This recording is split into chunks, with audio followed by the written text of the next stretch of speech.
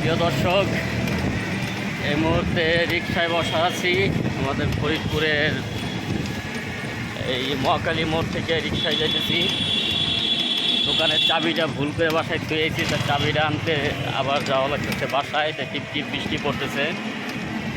তো আমাদের এই ফরিদপুর মহাকালী মোড় সায়দা সুন্দরী কলেজ খুবই ব্যস্ত একটা শহর, এবং এখানে প্রতিনিয়ত মানুষের যাতায়াত থাকেই সকাল থেকে রাত পর্যন্ত। তো যারা বলেন যে ভিডিও তৈরি করতে পারি না, ভাই এইভাবে রিকশায় চড়বেন এবং যেখানে যাবেন সেখানেই ভিডিও তৈরি করবেন, ভিডিওগুলো আপলোড দিবেন, দেখবেন যে ভিউ একাই চলে আসবে। কারণ এই যে ব্যস্ত শহরে আছি, আর সবথেকে বড় ব্যাপার হলো যারা ভিডিওগুলো দেখেন ভাই একটু দয়া করে লাইক করবেন, কমেন্ট করবেন এবং শেয়ার করে দিবেন। কারণ ভিডিও যদি আপনারা লাইক কমেন্ট শেয়ার না করেন ভাই, তাহলে কীভাবে হয় বলেন। এই যে আজকে দোকানের চাবিটা থুয়ে আইছি ভুল করে, এখন বাসায় যাইতেছি চাবি আনার জন্য। তাই চিন্তা করলাম যে যেহেতু যাইতেছি, তাহলে আমাদের এই মহাকালী মোড় থেকে অনাথের মোড় পর্যন্ত যে পরিবেশটা আপনাদের মাঝে তুলে ধরি।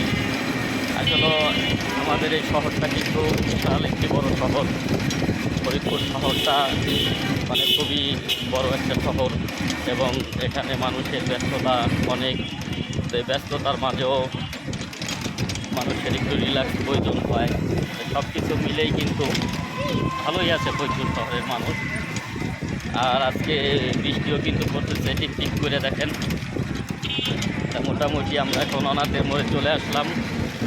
অনাথের মোড়ের এই রাস্তাটাও কিন্তু খুবই সুন্দর, এবং এখানে প্রচুর পরিমাণে লোকজনের যাতায়াত সমাগম।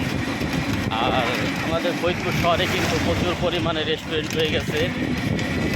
বিকাল হইলেই রেস্টুরেন্টগুলো চালু হয়ে যায়, মানুষের ভিড় পড়ে যায়। তাই সব কিছু মিলে কিন্তু ভালোই লাগে।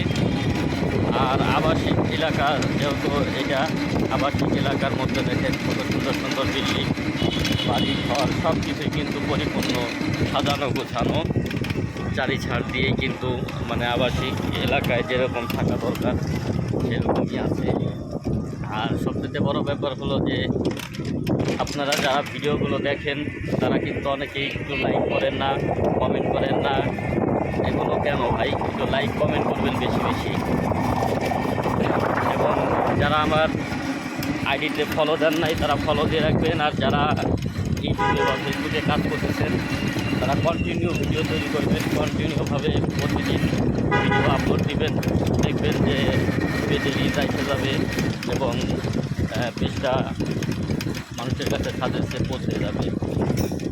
তো এখন কিন্তু আমাদের চকলাপুর এই যে জামে মসজিদের এখানে আছি, এটাকে সাততলা মসজিদ বলে।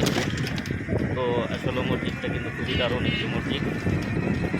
তো এখন একটা সময় পেলাম, ভিডিও বানাইলাম। ভালো থাকবেন, সুস্থ থাকবেন, আল্লাহ হাফেজ।